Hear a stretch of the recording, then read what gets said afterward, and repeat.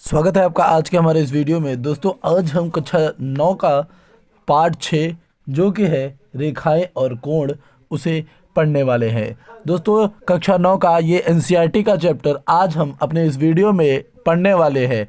तो दोस्तों देखते हैं कि क्या क्या इसके अंदर है। तो दोस्तों आज हम क्या बात करेंगे। आज दोस्तों हम बात करने वाले हैं पाठ परिचय के बारे में। किसके बारे में दोस्तों?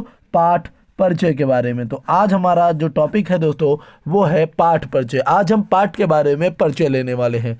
तो दोस्तों जो चैप्टर है लाइन्स एंड एंगल्स यानी रेखाएं और कोण, तो इसके अंदर क्या क्या चीज़ें हैं दोस्तों हम ये समझेंगे। सबसे पहले देखिए क्या होता है रेखा। तो याद रखिएगा ऐसा ऐसा देखिए देखिए ऐसी रेखाओं का एक समुच्चय यानी ऐसी रेखाओं का एक समुच्चय जिसमें केवल लंबाई होती है, ना तो चौड़ाई होती है और न मोटाई होती है। जैसे मान लीजिए मैंने कोई एक रेखा खींच डाली ऐसे, तो देखो इसमें लंबाई तो है, ये यहाँ से लेके यहाँ तक लंबी तो है, यहाँ से लेके इस ए से लेके इस बी तक लंबी तो है, लेकिन न तो इसकी कोई चौड़ाई होगी और न इसकी कोई मोटाई होगी। सीधी सीधी सी बात है। ठीक बात समझ में आया। अब देखिए इसी में आपको किरण बोल देता है कि किरण क्या है। कभी कभी किरण को भी जान लीजिए किरण क्या है। तो भाई देखिए रेखा का वह भाग जिसका एक अंत बिंदु हो एक किरण कहलाती है। ठीक, तो जैसे मान लेते हैं कि कोई भी एक रेखा है, इसी में हम एक रेखा यहाँ पे सी कह दें, तो यहाँ से बी से सी तक एक किरण जा रही है। हमने एक बात कर ली भाई, किरण जा रही है। ठीक, तो ये किरण होता है।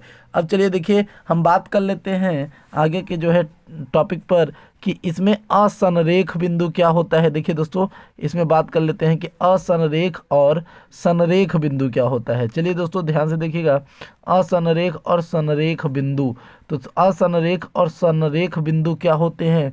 तो असंरेख बिंदु देखिए पहले बात समझ लेते हैं संरेख या असंरेख बिंदु के बारे में। तो देखिए दोस्तों यदि तीन बिंदु एक ही रेखा पर स्थित हो तो वो संरेख बिंदु कहलाएंगे। जैसे मान लीजिए मैंने एक रेखा खींच दी, अब इस पर हमारा P स्थित है, इसी पर हमारा Q भी स्थित है और इसी पर हमारा R स्थित है।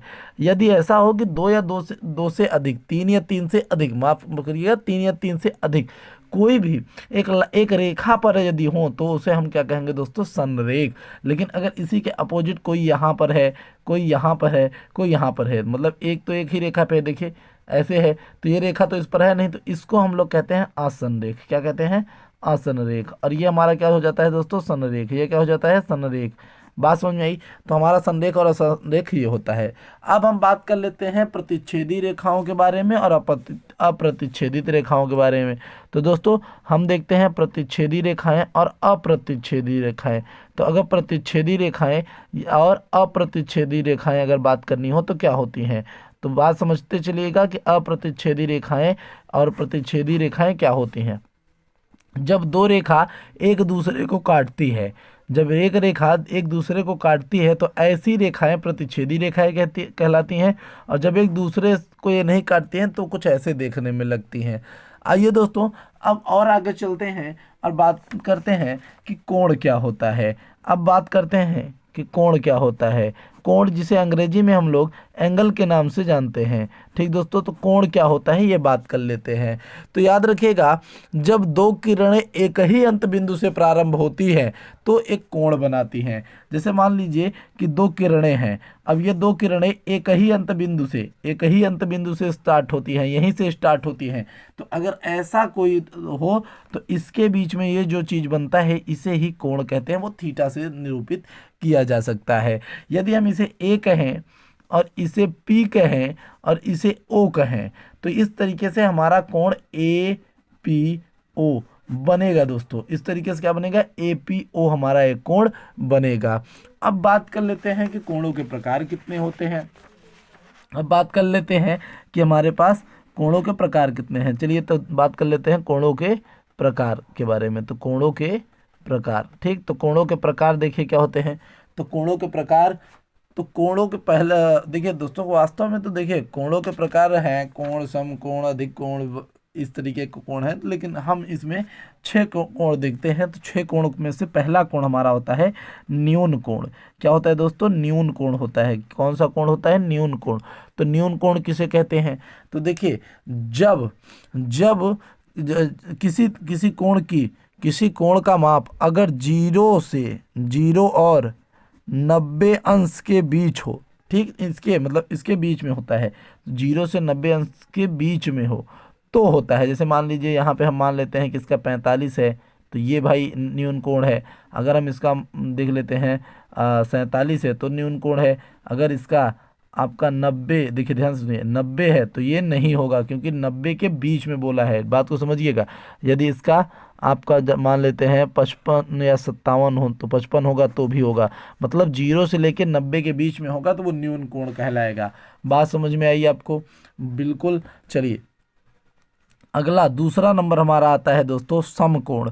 समकोण, अब देखिए समकोण क्या होता है, तो समकोण एक ऐसा कोण, ध्यान से समझिएगा, जब कोण माप ठीक कितना हो, 90, यानी ये जब 90 हो, जब ये आपका 90 हो तो भैया ये क्या कहलाएगा, समकोण। ऐसा कोण समकोण कहलाता है। ठीक, अब चलिए भैया तीसरा ले लेते हैं, तीसरा क्या होता है दोस्तों, हमारा अधिक कोण होता है। क्या होता है? अधिक कोण। तो देखिए अधिक कोण किसे कहते हैं, तो अधिक कोण, चलिए अधिक कोण ऐसा होता है कि 90 से ज़्यादा हो, कितने से, 90 से अधिक, 90 से अधिक, लेकिन 180 से कम हो, कितने से, 180 से कम हो। तो 180 से कम होगा तो वो माना जाएगा। जैसे मान लीजिए आप ऐसे करके ऐसे बना दिए हैं, अब इसका वैल्यू 110 है, तो इस तरीके के कोण अधिक कोण में गिने जाते हैं। ठीक दोस्तों, अब चलिए अधिक कोण का तो हो गया हमारा। अब देखते हैं हमारा चौथा नंबर हमारा ऋजु कोण होता है। ऋजु कोण क्या होता है, तो सीधी सी बात, हमारा ऋजु कोण लिख लेते हैं, ऋजु कोण। तो लिख लिया हमने कि भैया ऋजु कोण। तो ऋजु कोण कौन सा होता है, जब 180 अंश का कोण हो। ठीक, जब 180 अंश का ही कोण हो।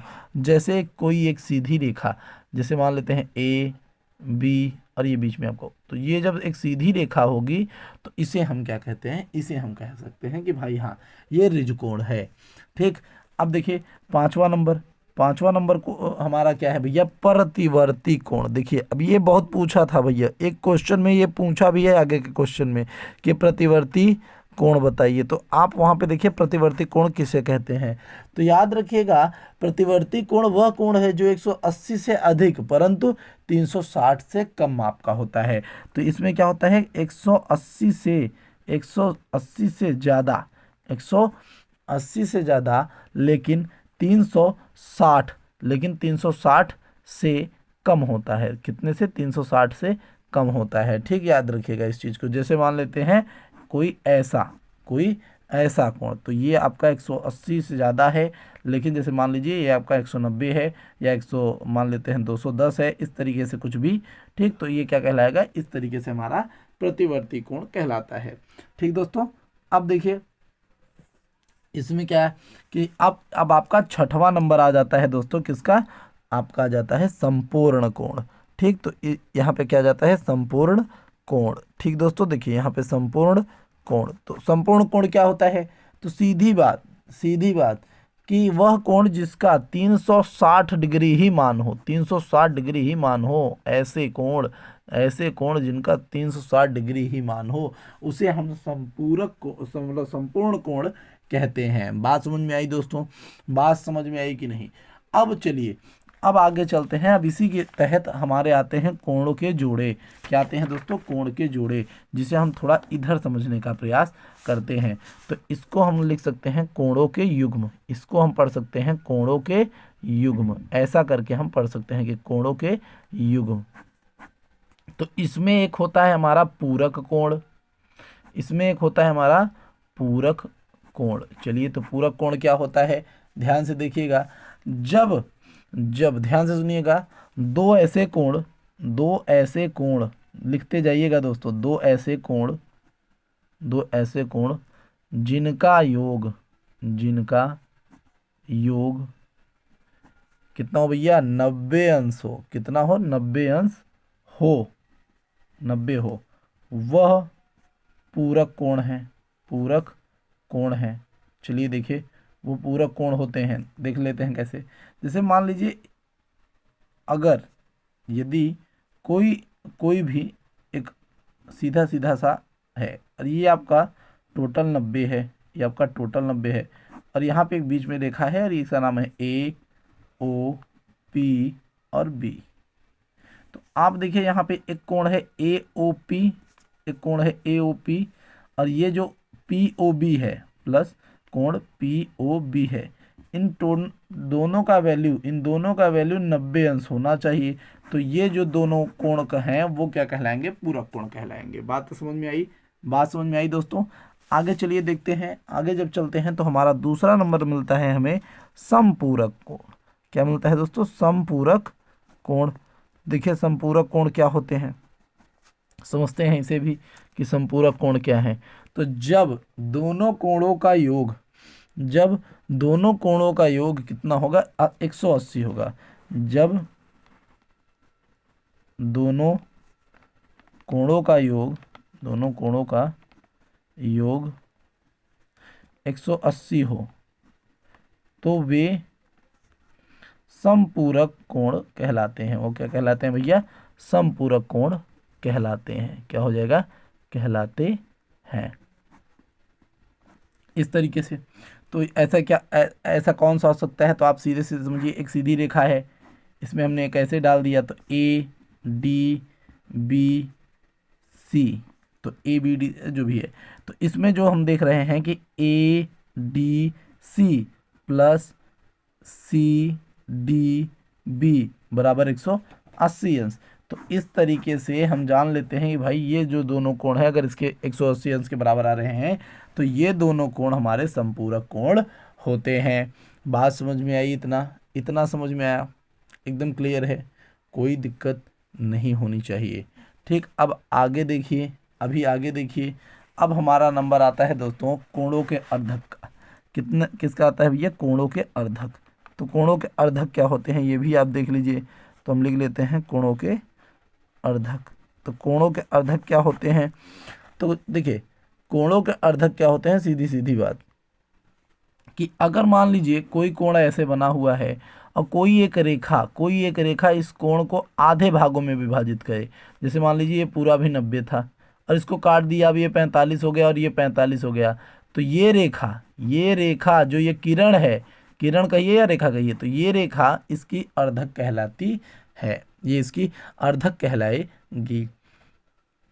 अब देखिए इसी में आपका आगे चलकर आसन कोण भी मिलता है। कभी कभी इसका भी क्वेश्चन आपको दे देता है दोस्तों, तो ये भी आपको पढ़ना ज़रूरी है। तो आसन कोण भी दे देता है। तो इसमें क्या होता है कि दो कोण आसन कोण कहलाते हैं यदि उनमें एक उभयनिष्ठ शीर्ष हो, एक उभयनिष्ठ भुजा हो और उनकी वे भुजाएं जो उभयनिष्ठ नहीं है, उभयनिष्ठ भुजा की विपरीत की ओर दिशा में हो। ठीक दोस्तों, तो आसन कोण आपको ज़्यादा पूछता नहीं है वैसे नॉर्मल तौर पे। ठीक, तो इसमें कुल मिला के आपका जो ABC होता है वो कुछ अजीब ढंग से होता है। ठीक, तो आसन कोण आपको बस अगर आपने सुना है तो आप इसको लिख लीजिएगा। ठीक, जो मैं बोल रहा हूँ उसको लिखते चलिए, क्योंकि हर चीज़ें आपको यहाँ पे लिख पाना थोड़ा सा संभव नहीं पड़ता है मेरे भाई। ठीक, चलिए अगला आता है हमारा शीर्षाभिमुख कोण। अगला आ जाता है क्या भैया? शीर्षाभिमुख कोण। तो ये आपके लिए बहुत ज़रूरी है कि भाई शीर्षाभिमुख कोण। तो शीर्षाभिमुख कोण क्या होते हैं मैं आपको दिखाता हूँ। तो देखिए ये ज़रूरी है आपके लिए इसलिए क्योंकि आगे प्रमेय भी है हमारे। ठीक, तो शीर्षाभिमुख कोण क्या होता है? जैसे मान लीजिए कहीं पर कोई कोण आमने सामने से कटा है, तो ये वाला जो कोण होता है इस कोण का शीर्षाभिमुख कोण कहलाएगा। और ये वाला कोण, ध्यान से सुनिए, ये वाला कोण इस वाले कोण का शीर्षाभिमुख कोण कहलाएगा। बात समझ में आई? बात समझ में आई कि अगर मैं कहूँ ए, इसको मैंने O लिख दिया, इसको मैंने B लिखा, इसको C और इसको D, तो देखिए AOB शीर्षाभिमुख कोण है, शीर्षाभिमुख कोण है किसका भैया? COD का, कोण COD का। बात समझ में आई? बात समझ में आई कि आमने सामने के कोण को क्या कहते हैं? शीर्षाभिमुख कोण। बात समझ में आई दोस्तों? बिल्कुल एकदम अच्छे से ढंग से बात समझ में आनी भी चाहिए। ठीक दोस्तों, आनी भी चाहिए। अब चलिए दोस्तों, आज हम इसी के अंदर अपना प्रमेय नंबर 1 भी और सिद्ध कर लेते हैं। जितना हमारा बेसिक था इसमें हमने अब पढ़ लिया है। चलिए आज हम प्रमेय नंबर 1 को भी यहाँ पर सिद्ध कर लेते हैं, जो कि इसी से रिलेट करके रहे। तो प्रमेय नंबर 1 हमारा आज यहाँ पे हम जो है सिद्ध करेंगे। तो ये प्रमेय किसके विषय में है दोस्तों? तो ये इसका स्टेटमेंट क्या है, वेरी इंपॉर्टेंट दोस्तों, कि इसका स्टेटमेंट है क्या। तो देखिए इसका स्टेटमेंट है कि यदि दो रेखाएं एक दूसरे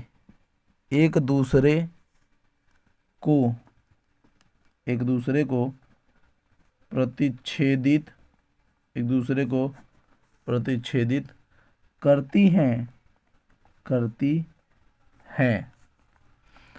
तो शीर्षाभिमुख कोण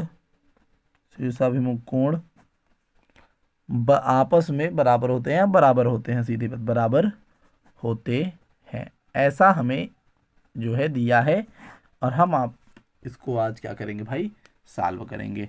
तो ऐसा हमें दिया हुआ है और आज हम इसे सॉल्व करके ही रहेंगे कि भैया ये कैसे हुआ भाई साहब, कैसे आप कह दिए कि ऐसा हो सकता है। तो चलिए आज हम इसको जो है सिद्ध करके भी देख लेते हैं। तो देखिए आपको करना क्या है, आपको जो दिया होता है हमें पहले वो लिखना पड़ता है। तो हम लिखेंगे भैया दिया है। अब दिया क्या है, तो दिया है आपको अभी के लिए ध्यान से समझने का प्रयास करिए कि दो रेखाएं आपको दी रहेंगी। भाई बोला है ना, यदि दो रेखाएं एक दूसरे को प्रतिच्छेदित कर रही हैं, तो हम मान लेते हैं कि भैया दिया है कि एक AB रेखा है, AB और CD आपको बोला है ना, तो हम बोलते हैं दिया है AB और CD रेखाएं एक दूसरे को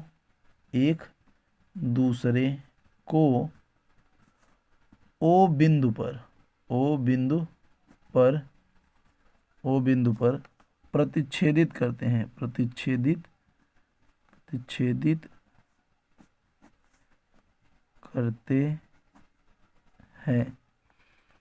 देखिए इसमें क्या होने वाला है, एक रेखा ऐसे है, एक रेखा ऐसे है, ठीक। तो इस रेखा का नाम C है, इस रेखा का नाम B है, इस रेखा का नाम हमारा A है और इस रेखा का नाम हमारा D है, और ये हम मान लेते हैं भैया ये बीच में O है। इस तरीके से हमें सिद्ध करना है दोस्तों कि हमारा जो ये वाला कोण होगा, इस वाले कोण के बराबर है, और जो हमारा दोस्तों ये वाला कोण होगा, वो हमारे इस कोण के बराबर है। अगर मैं पूरी साइडों को अच्छे से समझाऊं तो देखो दोस्तों, हमें ये वाला कोण, ये पूरा का पूरा कोण, देखिए ध्यान से कि ये पूरा का पूरा कोण हमारे इस कोण के बराबर है। हमें यही दिखाना है कि हमारा पूरा का पूरा कोण इस कोण के बराबर है। और दोस्तों हमारा ये वाला कोण, ध्यान से देखिए कि हमारा ये वाला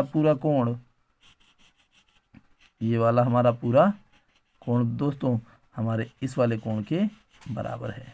तो ऐसा हमें दिखाना है कि हमारा इस वाले कोण से बराबर है, देखिए इस कोण के बराबर है। ऐसा हमें दिखाना है कि हमारा ये वाला कोण इसके बराबर है, ये वाला कोण इसके बराबर है।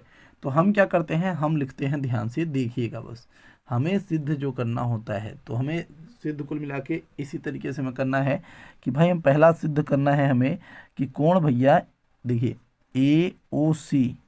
AOC कोण AOC बराबर कोण BOD। एक तो हमें ये सिद्ध करना है, दूसरा हमें सिद्ध करना है दोस्तों AOD बराबर कोण BOC। ये हमें दिया है भाई, ऐसा सिद्ध करना है। तो हम यहाँ पे अपने दिमाग से हम समझेंगे भाई कि जो हमारा ए ओ सी है, देखिए यहाँ पे ध्यान से समझिएगा कि हमारी ये एक रेखा है, देखिए ए ओ सी, ये वाली रेखा ध्यान से देखिए, और ए ओ, ये हमारी ए ओ सी है और ये बी ओ सी है। तो हम यहाँ पे देखते हैं, हम यहाँ पे देखते हैं कि जो हमारा ए ओ बी है, जो हमारी ए ओ बी है, ठीक, तो जो ओ बी है वो हमारी 180 अंश है, वो 180 अंश है। क्यों भैया? वो एक सीधी रेखा है और हमने पहले देखा कि भाई सीधी रेखा पे 180 अंश का कोण बनता है। अब हम लिख सकते हैं भाई इस पर कि कोण ए ओ सी, कोण A O C plus plus कोण बी ओ सी बराबर कितना है भाई? ए ओ बी के बराबर है। वो कितना है? ए ओ बी। अब ए ओ बी बराबर है दोस्तों किसके? 180 अंश के। तो ये हो जाता है ए ओ सी प्लस कोण बी ओ सी बराबर कितना? 180 अंश। ऐसा हो जाता है कि दोनों का वैल्यू जो होता है कितना हो जाता है? 180 हो जाता है। ठीक। अब इसी के जो है आप पुनः देखेंगे, आप यदि पुनः देखिए, देखिए यदि आप पुनः देखेंगे तो आपको फिर एक चीज़ मिलेगा, क्या? कि आपका जो ये सी ओ डी है, देखिए ये जो आपका सी ओ डी है, सी ओ डी, ठीक, तो ये आपका जो कोण बनेगा सी ओ डी वो कितना हो जाता है? 180 अंश, ये हो जाएगा। अब देखिए सी ओ डी में देखेंगे सी बी ओ सी, फिर आपका बनेगा B O C plus B O C plus B O D, कोण बी ओ डी बराबर कितना भैया? कोण सी ओ डी। अब देखिए दोस्तों, अब इसके बाद कोण बी ओ सी प्लस कोण बी ओ डी बराबर 180 अंश। ठीक, ऐसा हो जाता है। अब देखो, अगर हम इसको समीकरण 1 कहे होते और इसको समीकरण 2 कहे होते तो हम अब इनको दोनों को बराबर लिख सकते हैं। चलिए, तो देखिए अब हम क्या लिख सकते हैं, अब इसके हिसाब से हम लिख सकते हैं कोण ए ओ सी प्लस कोण बी ओ सी अब बराबर 180 अंश। ये भी 180 अंश के बराबर है, ये भी 180, तो हम इसके बराबर में इसको लिख सकते हैं। तो हम लिख देते हैं दोस्तों B O C plus B O D. तो दोस्तों देखिए दोनों तरफ ये हैं, दोनों तरफ ये हैं, इस वजह से ये कैंसिल हो जाते हैं और हमारे पास बचता है कोण ए ओ सी, कोण ए ओ सी बराबर कोण बी ओ डी। तो हमने देखिए दोस्तों यहाँ पर ए ओ सी को बी ओ डी के बराबर सिद्ध कर दिया। सेम इसी तरीके से हम दूसरे को भी कर सकते हैं। यदि दिमाग का इस्तेमाल करिए तो देखिए दूसरे वाले को भी आप कर सकते हैं। हमने इसमें ए ओ सी और बी ओ डी को सिद्ध किया था। अब देखिए हमें इसमें ए ओ डी को सिद्ध करना है। तो हमें किसको सिद्ध करना है दोस्तों? ए ओ डी को। तो एक दिमाग लगाइए कि भाई ए ओ डी यहाँ है, ए ओ डी यहाँ है, ठीक, और दूसरे में कहा है बी ओ सी को सिद्ध करना है। तो ए ओ डी यहाँ पे है तो आपका डी ओ बी इधर भी होगा। तो आप क्या लिख सकते हैं यहाँ पे, यहाँ पर आप लिख सकते हैं कि ए ओ बी, ध्यान से देखिए, ए ओ बी बराबर 180 अंश। आप ऐसा लिख सकते हैं कि ए ओ बी बराबर 180 अंश। और आप देखेंगे कि कोण ए ओ डी प्लस कोण B O D, B O D बराबर कोण ए ओ बी, ऐसा। ठीक दोस्तों, फिर आप महसूस करेंगे कि हाँ यार बात तो सही है, बात तो सही है सर की। तो आप यहाँ पे लिखेंगे ए ओ डी प्लस कोण बी ओ डी, यहाँ पे आप कोण लगा लीजिएगा। तो बी ओ डी बराबर 180 अंश। तो आपका ये हो गया। आप इसको समीकरण 1 बता सकते हैं। क्लियर है? क्लियर है भाई इतना? अब देखिए अगले वाले में आप पुनः यही प्रकरण दोबारा ले सकते हैं कि सी ओ डी बराबर 180 अंश। तो आप ये लग सकते हैं कि भाई सी ओ डी बराबर 180 अंश। तो इस तरीके से आपका क्या हो जाएगा, देखिए आपका हो जाएगा बी ओ डी प्लस कोण बी ओ सी बराबर कितना हो जाएगा दोस्तों? कोण सी ओ डी। और यहाँ पे कोण बी ओ डी प्लस कोण बी ओ सी बराबर ये कितना हो जाएगा दोस्तों? 180 अंश। तो ये समीकरण 2 हो जाएगा। दोनों को अगर हम ऐड कर दें, दोनों को यदि हम ऐड कर दें एक साथ, तो हम लिख सकते हैं कि समीकरण 1 2 से, समीकरण एक और 2 से। तो ये क्या हो जाता है देखिए दोस्तों, तो ये हो जाएगा AOD प्लस BOD बराबर बराबर BOD प्लस BOC। तो देखिए दोस्तों ये दोनों 180 के बराबर थे, इसलिए हम इसके देखिए इसको हम 180 की जगह पे रख सकते हैं, तो हमने ऐसे कर दिया। दोनों तरफ देखिए दोस्तों यही है, ये कैंसिल हो जाएंगे, तो हमारा वैल्यू हो जाएगा AOD बराबर कोण BOC। देखिए दोस्तों यही हमें दूसरे में सिद्ध करना था कि AOD बराबर BOC। तो दोस्तों ये रहा हमारा फाइनल आंसर। यहाँ से हमने प्रमेय 1 को जो है सॉल्व कर लिया है एकदम आसानी से। ठीक दोस्तों, आगे के प्रमेयों को हम अगली वीडियो में देखेंगे। अभी के लिए इतना ही। अगर वीडियो अच्छी लगी हो तो लाइक, चैनल को सब्सक्राइब ज़रूर करिएगा। और सारे के भी सारे वीडियोस आपको यूट्यूब पर मिलते रहते हैं, तो ज़रूरी है दोस्तों, सब्सक्राइब करना तो बेहद ज़रूरी है।